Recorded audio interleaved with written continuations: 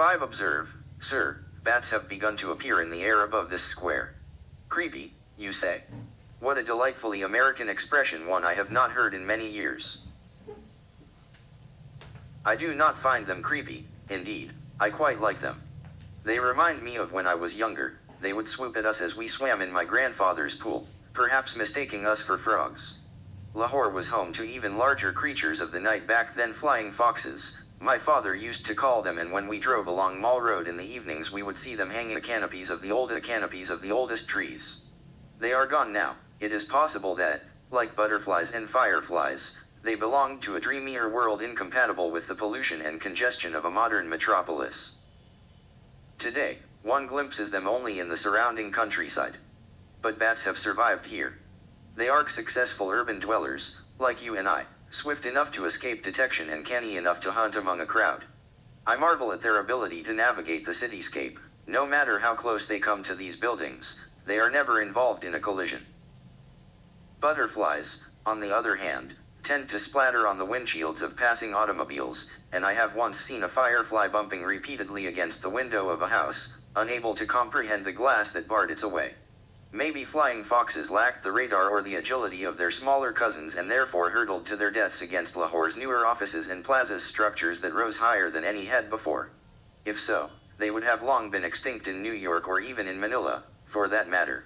When I arrived in the Philippines at the start of my first Underwood-Sampson assignment, I was terribly excited. We had flown first class, and I will never forget the feeling of reclining in my seat, clad in my suit, as I was served champagne by an attractive and, yes, I was indeed so brazen as to allow myself to believe, flirtatious flight attendant. I was, in my own eyes, a veritable James Bond, only younger, darker, and possibly better paid. How odd it seems now to recall that time, how quickly my sense of self-satisfaction would later disappear. But I am getting ahead of myself. I was telling you about Manila. Have you been to the East, sir? You have. Truly, you are well traveled for an American, for a person of any country, for that matter. I am increasingly curious as to the nature of certain you will tell me in due course. For the moment you seem to prefer that I continue. Since you have been to the East, you do not need me to explain how prodigious are the changes taking place in that part of the globe. I expected to find a city like Lahore or perhaps Karachi. What I found instead was a place of skyscrapers and superhighways. Yes, Manila had its slums. One saw them on the drive from the airport, vast districts of men in dirty white undershirts lounging idly in front of auto repair shops, like a poorer version of the 1950s America depicted in such films as Grease. But Manila's glittering skyline and walled enclaves for the ultra-rich were unlike anything I had seen in Pakistan. I tried not to dwell on the comparison. It was one thing to accept that New York was more wealthy, swallow the fact that Manila was as well. I felt like a distance runner who thinks he is not doing too badly until he glances over his shoulder and sees that the fellow who is lapping him is not the leader of the pack, but one of the laggards. Perhaps it was for this reason that I did something in Manila I had never done before. I attempted to act and speak, as much as my dignity would permit, more like an American. The Filipinos we worked with seemed to look up to my American colleagues, accepting them almost instinctively as members of the officer class of global business, and I wanted my share of that respect as well. So I learned to tell executives my father's age. I need it now. I learned to cut to the front of lines with an extraterritorial smile, and I learned to answer, when asked where I was from, that I was from New York. Did these things trouble me, you ask? Certainly, sir, I was often ashamed. But outwardly I gave no sign of this. In any case, there was much for me to be proud of, my genuine aptitude for our work, for example, and the glowing reviews my performance received from my peers. We were there, as I mentioned to you earlier, to value a recorded music business.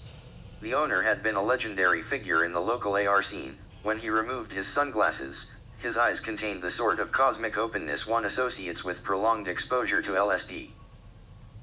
But despite his colorful past, he had managed to sign lucrative outsourcing deals to manufacture and distributed CDs for two of the international music majors. Indeed, he claimed his operation was the largest of its kind in Southeast Asia, and piracy, downloads, and Chinese competition notwithstanding growing at quite a healthy clip. To determine how much it was actually worth, we worked around the clock for over a month. We interviewed suppliers, employees, and experts of all kinds. We passed hours in closed rooms with accountants and lawyers. We gathered gigabytes of data. We compared indicators of performance to benchmarks, and, in the end, we built a complex financial model with innumerable permutations. I spent much of time in front of my computer, but also visited the factory floor and several music shops. I felt enormously powerful on these outings, knowing my team was shaping the future. Would these workers be fired? Would these CDs be made elsewhere? We, indirectly of course, would help decide. Yet there were moments when I became disoriented. I remember one such occasion in particular. I was riding with my colleagues in a limousine. We were mired in traffic, unable to move, and I glanced out the window to see, only a few away, the driver of a jeepney returning my gaze. There was an undisguised hostility in his expression. I had no idea why. We had not met before, of that I was virtually certain, and in a few minutes we would probably never see one another again. But his dislike was so obvious, so intimate, that it got under my skin. I started back at him, getting angry myself. You will have noticed in your time here that glaring is something we men of Lahore take seriously, and I maintained eye contact until he was obliged by the movement of the car in front to return his attention to the road. Afterwards, I tried to understand why he acted as he did. Perhaps, I thought, his wife has just left him. Perhaps he resents me for the privileges implied by my suit and expensive car. Perhaps he simply does not like Americans. I remained preoccupied with this matter far longer than I should have, pursuing several possibilities that all assumed as their unconscious starting point that he and I shared a sort of third world sensibility. Then one of my colleagues asked me a question, and when I turned to answer him, something rather strange took place. I looked at him, at his fair hair and light eyes, and, most of all, his oblivious immersion in the minutiae of our work, and thought, "You are so foreign." I felt in that moment much closer to the Filipino driver than to him. I felt I was play acting when in reality I ought to be making my way home, like the people on the street outside. I did not say anything, of course, but I was sufficiently unsettled by this peculiar series of events or impressions, really, for they hardly constituted events, that I found it difficult to sleep that night. Fortunately, however, the intensity of our assignment did not permit me to indulge in further bouts of insomnia. The next day I was at the office until 2 in the morning, and when I returned to my hotel room, I slept like a baby. During my time in Manila, I arrived in late July and left in mid-September. My main links to friends and family were weekly phone calls to Lahore and online correspondence with Erica in New York. Because of the time difference, messages she wrote in the morning arrived in my inbox in the evening, and I looked forward to reading and replying to them before I went to bed. Her emails were invariably brief. She never wrote more than a paragraph or two. But she managed to say a great deal with few words. One note, for example, contained something to the effect of, "See, I'm in the Hamptons. A bunch of us were hanging out on the beach today and I went for a walk by myself.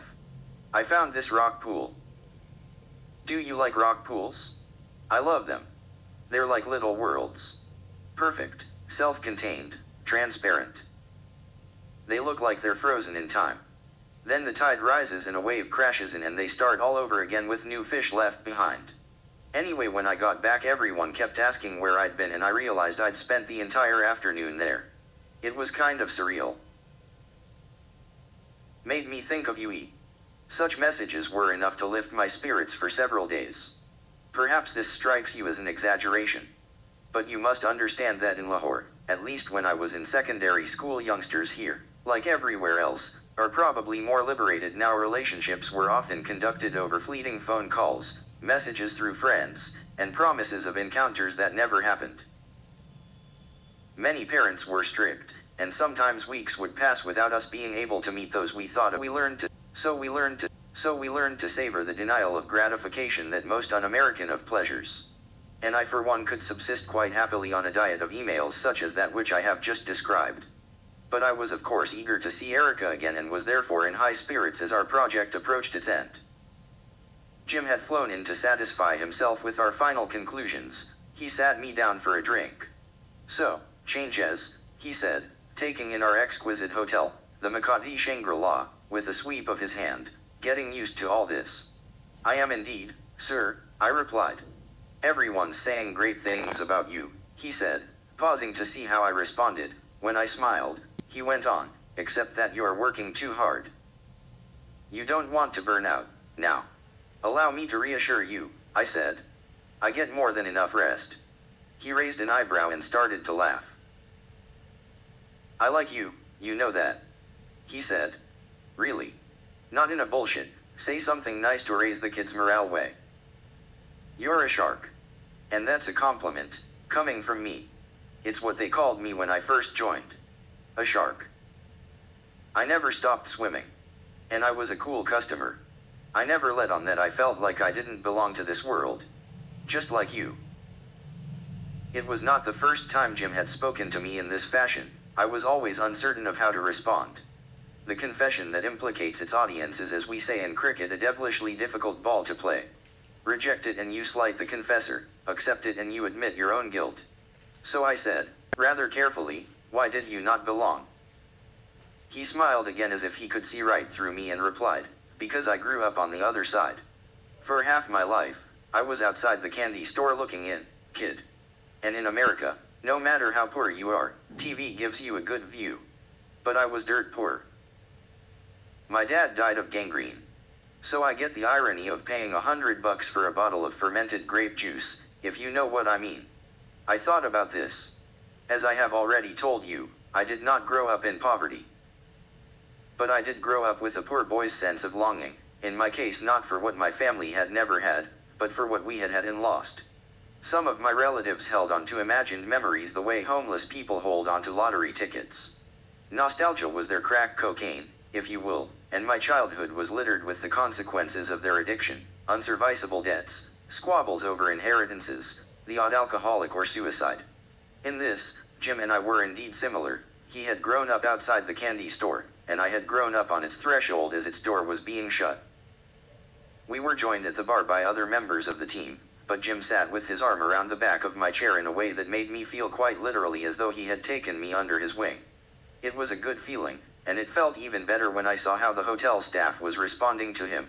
They had identified Jim as a man of substance, and the smiles and attention he received were impressive to behold. My Pakistaniness was invisible, cloaked by my suit, by my expense account, and most of all by my companions. And yet...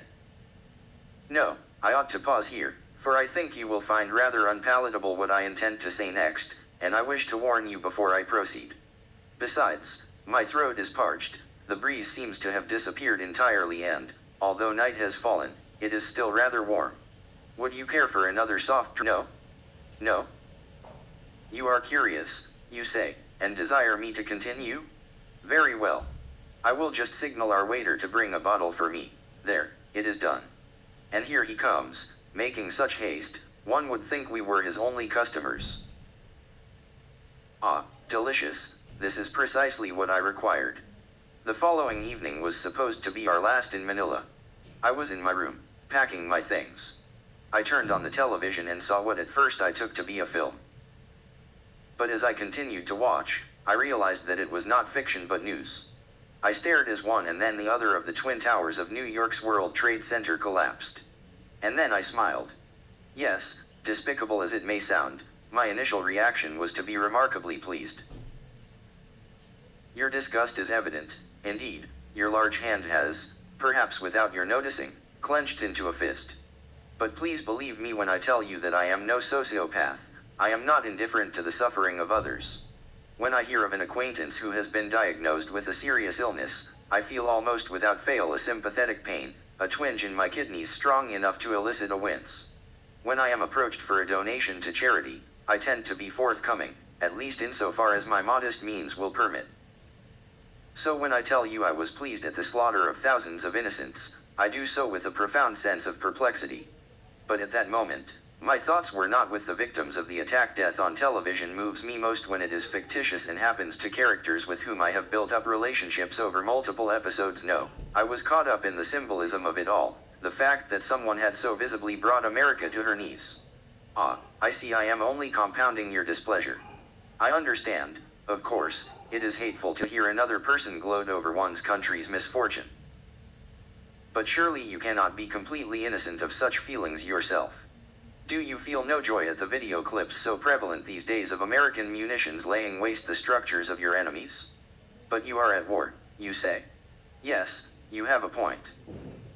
I was not at war with America.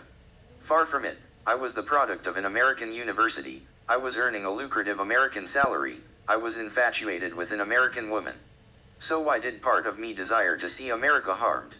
I did not know, then. I knew merely that my feelings would be unacceptable to my colleagues, and I undertook to hide them as well as I could. When my team gathered in Jim's room later that evening, I feigned the same shock and anguish I saw on the faces around me. But hearing them speak of their loved ones, my thoughts turned to Erica, and I no longer needed to pretend.